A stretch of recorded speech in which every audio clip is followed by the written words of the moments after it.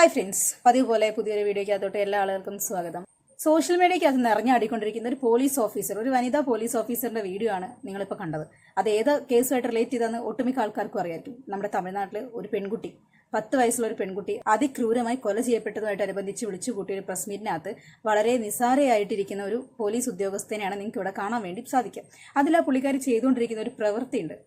ഞങ്ങളുടെയൊക്കെ നാട്ടിൽ ചെറുതാവുന്ന സമയത്തോ അല്ലാണ്ട് ഈ നാട്ടുമ്പുറങ്ങളിലൊക്കെ പറയും 2 നില കൂട്ടി ഉറയ്ക്കുന്നതിന് വേണ്ടിയിട്ടോ അല്ലെങ്കിൽ ഉള്ള പ്രശ്നം വലുതാകുന്നതിന് വേണ്ടിയിട്ടൊക്കെയാണ് എന്തെങ്കിലും ഒരു ഇഷ്യൂ നടക്കുമ്പോൾ ആൾക്കാർ ഇങ്ങനെ ഇട്ട് വിരലിങ്ങനെ കൂട്ടി ഉരസും. അത് എന്താണ്, ഒരു അന്ധവിശ്വാസത്തിന്റെ ഭാഗമാണ്. എത്ര പേര് അതിൽ വിശ്വസിക്കുന്നുണ്ടെന്ന് അറിയില്ല. ഒരു പ്രശ്നത്തെ നടക്കി ഈ വിരലിട്ട് ഇങ്ങനെ ഉരച്ചുകൊണ്ടിരുന്നു കഴിഞ്ഞാൽ പ്രശ്നം മൂർച്ഛിക്കും എന്നുള്ളതൊക്കെയാണ് അതുകൊണ്ട് അർത്ഥമാക്കുന്നത്. അങ്ങനെ റിലേറ്റ് ചെയ്ത് സംസാരിക്കാൻ പാകത്തിന് പുള്ളിക്കാരി വളരെ നിസ്സാരമായിട്ട് ഈ 2 വിരലുകൾ തമ്മിൽ ഇങ്ങനെ കൂട്ടി ഉരസിക്കൊണ്ടിരിക്കുകയാണ്. എന്തിനു വേണ്ടിയാണ് അങ്ങനെ ഒരു പ്രസ് മീറ്റ് വിളിച്ചു കൂട്ടിയത് എന്ന് വരെ മറന്നു പോകുന്ന ഒരവസ്ഥ. സ്വന്തം വീടുകളിൽ ഇങ്ങനെയുള്ളൊരു അവസ്ഥ വരുന്ന സമയത്ത് മാത്രമേ ആളുകൾക്ക് അതിൻ്റെ സീരിയസ്നെസ് മനസ്സിലാവുള്ളൂ. ഈ വീഡിയോ ആയിട്ട് ബന്ധപ്പെട്ട് ഒത്തിരി പേര് റിയാക്ഷൻ ചെയ്ത് കണ്ടിട്ടുണ്ട്.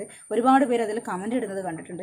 അതിലധികം വരുന്ന കമൻറ്റുകളാണ് അവരൊരു പോലീസ് ഉദ്യോഗസ്ഥയാണ്, അവർ സ്ഥിരമായി കൊലപാതകങ്ങളും കൊള്ളകളും ഡെഡ് ബോഡീസും ഇതേമാതിരിയുള്ള ബ്രൂട്ടൽ റേപ്സും അതും ഇതും എല്ലാം കണ്ട് അവരുടെ ശരീരവും കണ്ണും മനസ്സും എല്ലാം മരവിച്ചു പോയി നിൽക്കുന്ന ആൾക്കാരൊക്കെ ആയിരിക്കും. അതുകൊണ്ടാണ് ഇത്രയും നിസ്സാരമായിട്ടിരുന്നിട്ട് ഇങ്ങനെ കളിക്കുന്നത് ചിരിക്കുന്നതെന്നാണ് ഒരു വിഭാഗം ആളുകളൊക്കെ പറയുന്നത്.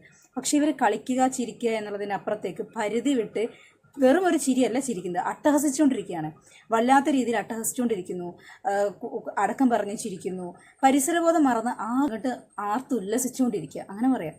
വേറെ ഒന്നും കൊണ്ടല്ല, ഈ സാഹചര്യത്തിൽ ഇവർ ഒരുപാട് മൃതശരീരങ്ങൾ കാണുന്ന വ്യക്തികളായിരിക്കും, ഇത്തരത്തിൽ ഒരുപാട് കേസുകൾ കൈകാര്യം ചെയ്യുന്ന വ്യക്തികളായിരിക്കും. ഇന്നേ വരെ ഇതിലും ചെറിയ പ്രായത്തിലുള്ള ഒത്തിരി കുട്ടികളുടെ കേസും കാര്യങ്ങളും ഇവർ കണ്ടിട്ടുണ്ടായിരിക്കും. എല്ലാം ശരി തന്നെ. പക്ഷേ ഇരയാക്കപ്പെട്ട പെൺകുട്ടിയുടെയും അവരുടെ ചുറ്റും നിൽക്കുന്ന ആളുകളുടെയും കൂടെ മാനസികാവസ്ഥ പരിഗണിച്ചുകൊണ്ടായിരിക്കണം ഒരു പ്രസ് മീറ്റ്. അതായത് ഇങ്ങനെയുള്ള ഒരു സെൻസിറ്റീവ് ആയിട്ടുള്ള ഒരു കേസിൽ ഒരു പ്രസ് മീറ്റ് നടത്തുമ്പോൾ അതിൻ്റെതായ അച്ചടക്കം പാലിക്കണം എന്നുള്ളത് സാരം.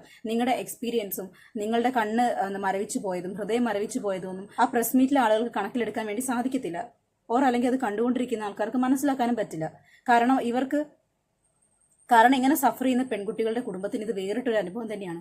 അവർ നോക്കുന്ന സമയത്ത് നിങ്ങൾ അതിനിസ്സാരമായിട്ട് ചിരിച്ചു തള്ളുന്നത് അവരുടെ കൊച്ചിന്റെ മരണത്തെ കൂടിയാണ്. അപ്പൊ ഇങ്ങനെയുള്ള കാര്യങ്ങളെല്ലാം മനസ്സിലാക്കിക്കൊണ്ട് നിൽക്കുക എന്നുള്ളതാണ് ഒരു പോലീസ് ഓഫീസറുടെ ഉത്തരവാദിത്തം എന്ന് പറയുന്നത്, പ്രത്യേകിച്ച് ഒരു വനിതാ പോലീസ് ഓഫീസറുടെ ഉത്തരവാദിത്തം. ഇത് കാണുന്ന ആ കുട്ടിയുടെ ഫാമിലിയുടെ മാനസികാവസ്ഥ നിങ്ങളൊന്ന് ആലോചിച്ച് നോക്കുക.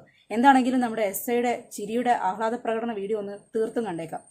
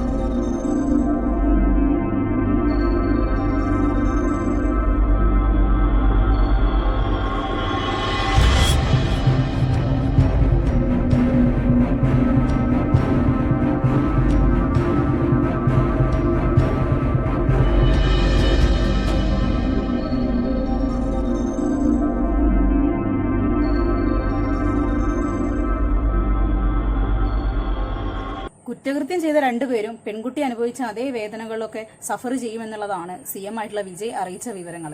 എന്താണെങ്കിലും ഈ രമ്യ എന്ന് പറയുന്ന നമ്മുടെ പോലീസ് ഉദ്യോഗസ്ഥയ്ക്ക് സ്ഥലം മാറ്റം കിട്ടാനുള്ള എല്ലാ സാധ്യതകളും ചർച്ചകളും നടക്കുന്നുണ്ട് എന്നുള്ളതാണ് അറിയാൻ വേണ്ടി സാധിച്ചത്.